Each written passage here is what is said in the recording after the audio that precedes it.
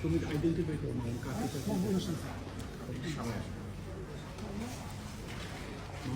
একটু ডানি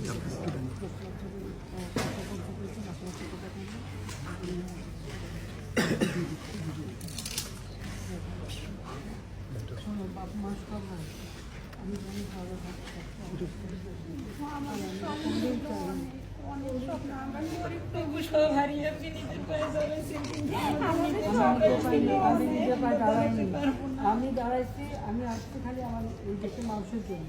আজকে ঘর বানাই দিচ্ছি, লেখাপড়ার জন্য বই দিচ্ছি, সব কিছু করে দিচ্ছি। আমাদের আমি কিছু করি না, আমি বাসের জন্য করতে আসছি, কিন্তু এরকম ঘটনা আমি তো চাই না।